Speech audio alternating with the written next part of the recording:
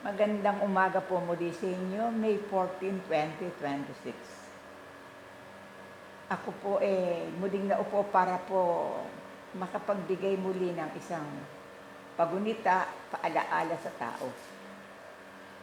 Ang tangi ko pong masasabi sa inyo, ipaghalimbawa mo na kayo may plano or kayo nakadestino na sa isang trabaho. Pag-aaralan niyo pong mabuti bago kayo umalis dahil baka po kayo maligwa. Meron naman pong pagkakataon na yung pag-alis ninyo, siya naman nagbibigay ng panibagong tagumpay. Ang tangi ko pong masasabi sa inyo, 10 beses niyong iisipin bago niyo gawin. Dahil wala kayong dapat sisihin. At ang tangi ko pong maipapaliwanag sa inyo, tangi sa Diyos po kayo humingi ng payo. Huwag po kayo gagamit ng isip ng may isip. Kasi po, huwag po marunong pa ang isip ng iba para sa inyo. Para rin lang pong paglilinis ng katawan yan na makikiramdam po kayo kung ano takbo para mamaraan. At lagi niyo po lahat ng bagay sa Diyos natin isasangguni. Ipaghalimbawa mo, may trabaho kayo may maganda na kayong trabaho, nag-isip pa kayo ng panibagong ambisyon. Hindi nyo nalalaman na yun kapalungian, yun magdadaan ng pagkagutom doon. Ha? Ngayon, ako po bilang isang naririto at nakaupo na gumugusar sa aking destinasyon ng biyaya ng Diyos, talaga pong lahat limi-limiin, pag-aralan natin lahat ang karapat-dapat sa babaw ng mundo. Ngayon, kung ang atin naman pong hakbangin tungkol sa ating pamumuhay, sa ating buhay, sa ating bahay, lagi rin po natin sisilipin ang lahat ng bagay na baka may mga depekto, may mga kulang, may nagkakaroon ng diferensya sa kuryente, sa siling, sa lahat ng bagay, sa mga anay, at ganoon din po sa anay ng ugali ng tao. Huwag po kayo basta-basta magtitiwala. Ito po ang aking laging paalala sa inyo. Napakahirap po humawak ng kaibigan. Napakahirap po humanap ng mapagkakatiwalaan. Kaya ako po naririto na lagi kong hinahabilin sa inyo nang hindi kayo magkamali. Kung magkaminsan po, tandaan niyo po ang sinabi ko, kung magkaminsan po, kung sino pinagkakatiwalaan mo, siya pong nag-ohormentado at siyang nakasasama at nagiging multiply na kalaban mo. Kaya ako po sa aking nalalaman, talaga pong kinakailangan lahat batido, disya, hindi dapat maligaw, lalo po sa larangan ng pera. Ako po naririto ngayon sa inyong harapan. Ang tangi ko pong masasabi, kung kayo may pera, talagang bibignayin niyo po ang bago niyo bitiwan. Gagraduhan niyo po. Hindi po paghalimbawa mo, nagme-menos kayo ng pagbili ng ventilador, pagbili ng ref, bibili po kayo ng segunda mano na ipinagbabila ng kaibigan, kapitbahay o balita. Ngayon, hindi nyo alam na yung ref na yun na pinagbibili sa inyo may tama na. Kaya po pinagbibili. Kaya nga po ang kasabihan, kahit na mahal, lumugar ka na sa branyo, huwag po sa segunda di mano. Kaya po ako naririto lahat po na ipag-aaralan po natin. Ipaghalimbawa po, nagamit ng ating kakilala na sa ref. Nagamit na ng 2 taon, hindi nyo nalalaman, kaya ipinagbibili yun, may tama na. Ngayon, sasagip na naman kayo ng pampasakit ulo. Kaya kung sakali man po ako'y laging nagpapaalala sa inyo, huwag po kayong mahilig na bumili ng segunda mano. At bibisitahin nyo pong mabuti, ipaghalimbawa mo, sasakyan ang bibili ninyo, hindi bali po kayong mangkumbida ng mga mekaniko, hindi bali po kayo magbayad. Yan lang po ang lagi kong paalala sa inyo. Magkaganon pa man po, eto na naman po si Mother Paring. Kung kayo may mga bisikleta, ang tangi nyo pong gagawin lagi nyo pong i-double check. Marami rin po akong nararamdaman, nababalitaan, napapakinggan, na napakaraming naaaksidente tungkol po sa bisikleta. Kaya po, ang tangi kong masasabi, huwag niyo pong pagkakatiwala ang inyong buhay sa mga sasakyan sira. Kinakailangan bago niyo po pagkatiwalaan ang inyong sasakyan, yung areglado. Huwag po kayong takbo ng takbo na wala palang preno. Ano po mangyayari sa inyo? Yung buhay ninyo, maliligwa. Lugar na matagal-tagal kayong pakikinabangan sa ibabaw ng mundo, hindi po magtatagal at kayo agad magiging baldado. Ganun man po ang aking balita sa inyo araw-araw, mga pangkaraniwang po bagang nangyayari. Ito na po ako sa inyo. Laloin na niyong mga nagmamatang manok. Pag po medyo alas 6, alas 7, huwag po kayo nang lalabas at mag-iingat kayo. Kasi po, yung may mga pugita, nagdodoble kara po ang paningin. Kaya po, kung kayo may pugita sa mata, kung kayo may magagawa, hanggang maaga-aga, paayos nyo na po ang pugita. Huwag nyo na pong palalain ang inyong pugita sa mata. Dahil ito po, nagkakaroon po ba ng gulo ng paningin? Namamalikmata, nagiging hap-hap. Kaya ako po talagang nasa takbo ng pamamaraan sa nangyayari sa buhay ng tao. Kaya ang aking pong pabalita sa inyo laging paalala na hindi nyo po akalain na mangyayari pala sa inyo. Ngayon, ako na po ang nagpapauna. Bago po kayo sumakay sa sasakyan, magdadasal muna po kayo. Kakapit kayo, dahil kasi kung minsan may ipo-ipong kumikilos na mabilis singit ng singit kahit na balikaw ang pamamaraan. Lagi po kayong kakapit sa tricycle, sa hahawak, or bili kaya doon sa sasakyan. Meron pa rin po akong napapaalala sa inyo. Yung pong mga singsing ninyo, kung minsan po pinagdadaanan din po ng aksidente yan, nakakawit. Kaya po maraming napuputulan ng daliri, napuputulan ng baraso sa aksidente. Kaya ngayon po, sa araw ng May 14, 2026, lahat po na hinahapyaw ko na po ang balita sa inyo para bagang nagmamaniobra ako na isang sasakyan na tinatalakay ko po ang lahat ng bagay sa buhay na hiram ng isang tao.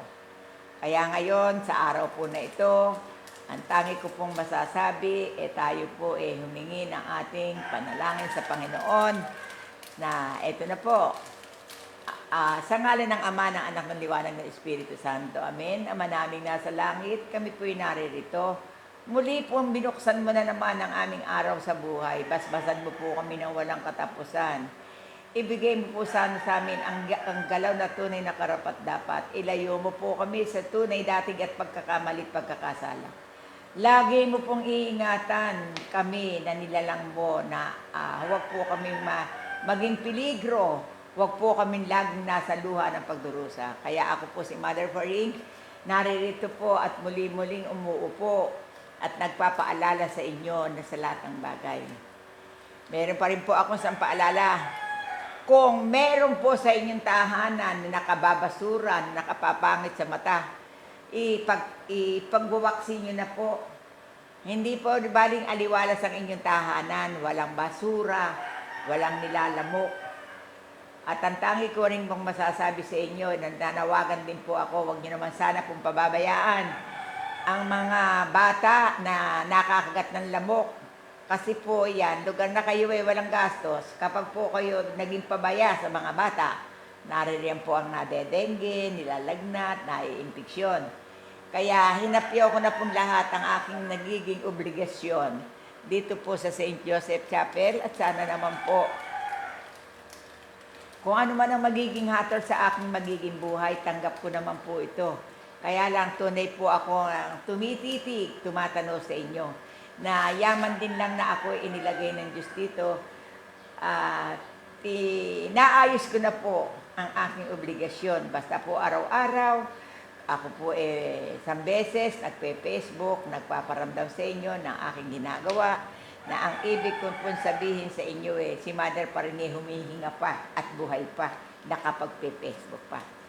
Bumabati rin po ako sa mga naging kasama ko sa aking pagmimisyon na marami na po ang namatay at wala na sila at may edad na. Kaya po ang tangi kong masasabi sa buhay ng tao ngayon, lagi po natin pag-iingatan. Ang buhay po natin ngayon ay maigsi lang. Hindi po katulad nung araw na mahahaba ang buhay ng tao. Ngayon po, sa mga kinakain natin, sa mga dumadapon sakit ng tao, yung pong ang ating pong nagiging tumataas ang sugar, nagiging low blood, marami pong kadahilanan. Kaya kung sakali man po na ako ay nagbalita sa May 14, 2026, sana'y gugunitain nyo ang lahat ng bagay. Nananawagan din po ako sa mga tao na may mga hindi matae na bubutas po ang tiyan.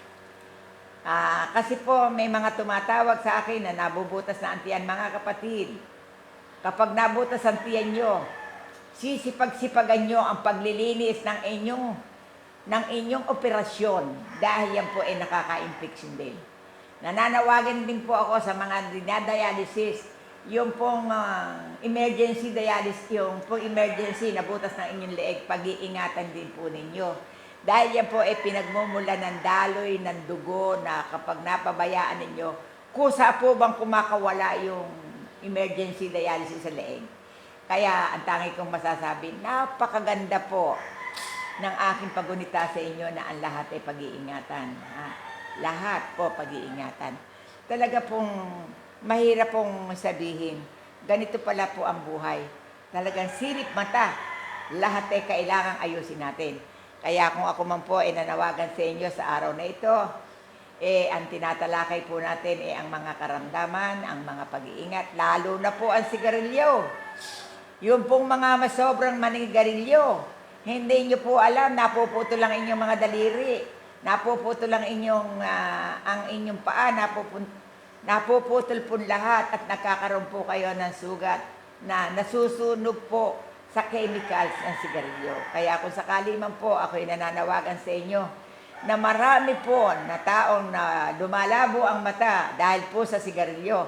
Hindi nyo po nalalaman yung usok niyan, yung chemicals niyan, pumapasok din po sa bato sa loob ng katawan ng kalalakihan. Matapos ko pong ipaliwanag sa inyo ang lahat ng bagay, sana po itong aking upo araw-araw, meron po kayong matutuhan at ito naman pong aking pag-upo nito meron lang po makapakinig na hanggang 10, 15. Ako po nagagalak na. Dahil ako po nakakasubaybay sa mga taong nakakalimot.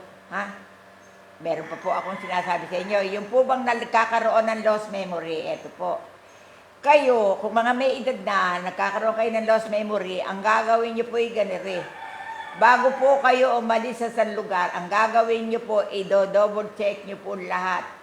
Tandaan nyo po, wala po kayong makakalimutan dahil bago kayo umalis, wari mo, aalis kayo, i-double check nyo ang kuryente, ang pintuan, ang lahat ng bagay. Kaya po, mawawala po sa inyo ang ulyanin at lost memory. Kaya magandang maliwanag pong paliwanag ko ang aking binanggit sa araw at oras na ito, na sana po'y maging batik ng alaala sa inyo ang lahat ng bagay. Nananawagan din po ako, yung mga nag-aalaga ng poon, sana po bibisitahin nyo naman po yung mga baro ng ating mga larawan, ng ating mga poon. Kasi po, iyan po, naghahanap din na sila asikasuhin, bihisan. Hindi po basta sila nilagay lang natin sa isang lamesa na nagbabantay ng walang binabantayan. Siyempre po, lagi rin po natin bibisitahin ang ating mga larawan ng ating mahal na Panginoon. At iyan din po naghahanap ng kalinga. Kaya po sa umagang ito, hindi ko kaya ipaliwanag sa inyo at ang lahat po ng aking sinasabi may kasaysayan. Kaya lang, sana po, huwag niyo iwawaglit sa isip niyo ang aking paalala sa mga dinadialysis. Sana po, kung namamait na ang bibig niyo, tulungan niyo po ang inyong mga sarili. Linisin niyo po yan, magpurga po kayo para po maging maganda ang daloy at madagdagan pa ang inyong buhay nang makasama niyo ang inyong minamahal. At kung sakali naman po nang kayo may katanungan sa akin, meron pong makakailaw pa rin po ako sa inyo kahit paano dahil po aking nalalaman, isang hiwaga ng Panginoon para sa mamamayang Pilipino, sa mga taong nabubuhay. Kaya kung ako man po naririto, na nangungusap sa inyo araw-araw sa pamamagitan po ng liwanag ng kandila. Nagpapasalamat din po ako sa lahat ng nagpapado up sa akin. Maraming salamat sa inyo dahil ako yung bang nagiging panatag ang aking isipan. Kapag nakita ko yung aking na meron nag-views, natutuwa din po ako. Pero kahit po paano at ano man ang mangyari, talagang ito po naging ugali ko na, naging bisyo ko pa at naging bigay kaloob po ng ating Panginoon. Dahil mahirap po ang larangang mangusap ng walang apla. Pero ako po, kahit po ako natutuyo ang aking laway, meron naman po akong naipaparamdam sa inyo. Nananawagan din po ako sa inyo, yung mga souvenir ninyo sa inyong bahay, yung mga litrato ninyo, pag-ingatan din po ninyo yon. Itanong niyo po sa akin kung bakit. Kailangan din po na may makita ang mga bata, ang mga naiwan ninyo na alaala, souvenir, larawan ng mga lolo, lola nila, nanay at kapatid. Wala pong kwenta yung wala man lang bakas na maalala. Kaya hindi po kapabayaan ito aking sinasabi, kundi isang pag-iinmot at pagsisino sa lahat ng bagay na ating naging buhay sa ibabaw ng mundo. Gaya po ng mga resibo, kumuha po kayo ng isang balde. Tandaan niyo po yan, may mga bagay po na ang mga resibo kailangan po natin sa ating mga nagiging buhay. Kasi may pagkakataon po ang resibo ang nakapagsasalita sa anumang usapan. Kaya ang tangi kong masasabi, pag-iingatan niyo po lahat ang bagay. Hindi lang po ang pagkain araw-araw ang kailangan natin, kundi lahat po ng bagay talagang pag-iisipan natin, pagsisikapan natin. At tayo pong mga nanay, na yung pong mga ilaw ng tahanan, sana po isipagsipagan ninyo ang inyong pag-aasikaso, ang inyong pag-ilaw sa inyong mga anak. Kasi po, nasa sa inyo pong mga ina ang buhay ng mga anak. Kapag po ang ina mahusay, mahusay din po ang anak. Kapag po ang ina hindi mahusay, hindi rin po mahusay ang anak. Kaya ang tangi ko pong masasabi ngayon sa aking upo na ito, kung ano po ang ugali ng ina, siya pong ugali ng anak. Kaya magandang balita po ang aking pinaramdam sa inyo, na sana'y maunawaan nyo na ang aking salita at pagbabalita isa pong makasaysayan sa mundo. Meron pa rin po akong paalala sa inyo, yung mga manandiligaw sa lalaki o babae. Bago nyo sana ibigin ang isang babae o lalaki, titignan nyo muna po ang qualification ng mga bagay-bagay. Huwag po kayong kukuha ng sige-sige lang. Kahit po mahirap kausapin, masarap na po yung makatsyempo kayo ng antik. Ala pong kwenta ang easy-easy lang nakausapin. Yung madali pong niligawan, wala pong kwenta yon. Kapag po madaling niligawan ng isang tao, madali ring humiwalay, madali ring mawala. Para lang pong play money ang gagawin nun. Kaya kung sakali man, mga magulang, ang tangi ko pong masasabi sa inyo dahil kayo nagkaanak, kayo po matutong kumilatis, kumaliskis. Titignan nyo po ang inyong mamanugangin o yung papasok sa inyong pamilya. Kung ang ugali po hindi maganda, kahit po kayo mamintas, pwede niyo pong pintasan yan. At kung talagang iyan na po ang kapalaran nila, wala na po tayong magagawa. Kaya ako po, ang aking upo sa araw-araw na ito, lahat po ng bagay, akin ang naisiwalat sa inyo, yung po inyong mga ventilador. Lagi niyo pong bibisitahin. Kasi po may pagkakataon pag luma na po ang ventilador, nag-iinit, nakakasunog. Kaya mga kapatid kong minamahal, kaya po tayo may mata, kaya po tayo may ilong, may bibig, para po magsalita. Kaya ang inang masalita, may napupulot po ang mga anak. At maganda po ang paalala ko sa inyo, bago ko po kayo umalis sa inyong, wari mo po, aalis kayo sa bahay ninyo, bibisitahin niyo po ang gate, ang kuryente, ang shirade. Hindi bali daw pumanakawan ng 10 beses, wag lang masusunugan. Kaya ang mother pa rin po naririto at muling nagpapasalamat sa inyo na sana po sa araw ng May 14, 2026 nagkaroon man lang po kayo ng isa, dalawa, 3 puntos na napulot sa akin. At ako po ay laging tumatayo sa inyo sa araw-araw na hindi po ako nagsasawa na sana po ay ang bendisyon sa atin ng ating Panginoon ay lumaganap at lagi po tayong ingatan sa ating gagawin at sa ating hanap buhay na hiyahabilin po natin sa ating Panginoon na kayo na po ang bahala sa amin. Dahil pag hindi niyo po ito pinayabong, hindi po kami yayabong. Kaya mahal na Panginoon, magandang umaga po sa inyo. Ako po ay naririto sa St. Joseph at kung ano man po ang gagawin kong sa maghapon, huwag po sana akong magkakamali, tulungan mo po kami. At ako po ay may paramdam din po sa mga pupunta dito. Yung mga pupunta naman sana dito, mga kapatid. Mainam na rin po ang nalalaman ninyo na sinigo ko. Magdadala po kayo ng 3 tuwalya kahit luma. Magdadala po kayo ng pagkain. Wala pong makakainan dito. Dahil pag ako po ay ng gamot, talaga po ang tao ay mga busog. Magdadala po kayo ng lahat ng bagay na kailangan ninyo. At magpapagamot naman po dito, nananawagan din ako, hindi po ako nanggagamot na nagsosolo-solo lang. Baka po may mangyari, hindi ko alam kung saan ako dadalhin ng pasyente. Kaya kung sakali nung po na ako nanawagan sa inyo, sana po'y maunawaan ninyo na ang aking pong ginagawa, puro po mga may ginagamit po, kaya po sana. Kung kayo pupunta dito, paghahandaan nyo po na kayo kumpleto ng gamit. Kasi hindi naman po pwedeng gamitin sa inyo ang pinaglumaan. Kasi po, ang sakit ng tao, kanya-kanya po. Lalo na po yung dito, napupunta po dito, puro po nanggaling sa ospital at puro cancer. Kaya lubos po ang aking pasasalamat sa inyo at pananawagan na kayo po sana napupunta dito. Ipaplano nyo po ang inyong pagpunta dito. Huwag po basta naisip nyo lang na ako'y puntahan. Ganun na lang. May mga ginagamit po ito. Kagaya nga po nitong mga lamis na ganito. Ito po ginagamitan natin lahat ng mga gamit at ginagamitan din po ito ng mga kagaya po nito. Ito po binibili natin, inalagyan po ng mga plastic na bakterya.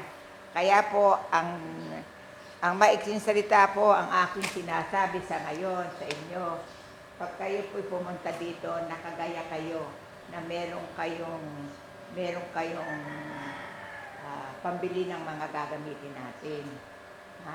Hindi talaga po na, para rin lang po na pagsakay sa tricycle yan, kinakailangan pong nakahanda tayo bago kayo pumunta sa akin. Ang akin pong pabilin sa inyo, hindi naman makasasama dahil ito po isang paalala. Kaya po kung minsan, magdadala rin po kayo ng tubig. Kasi po, ang pag-inom ninyo, lagi niyo pong aagapan. Kasi pag po kayo nagkulang sa tubig, tandaan niyo po, iihi po kayo ng dugo kung babae. Kung lalaki naman po, ganun din po. Kaya po ang aking nalalaman, tungkol po sa paglilinis ng bituka, sa pantog, at sa lahat ng bagay, kung ang tao po magpaniniwala, dahil ito po, subok ko na sa aking ginampanan na since 1985 until now. Sige po, marami po salamat. Diyos na po ang bahala sa atin na hindi po ako nagsasawang magpaalala sa inyong lahat. At sana naman po, ayusin natin ang ating buhay na huwag tayong magkamali sa ating kapwa. Huwag po tayong magmumura. Huwag po tayong hahatol sa ating kapwa. Babay na lang po. Mother pa rin po ng Bulacan sa muli kong paglalakbay for God bless you.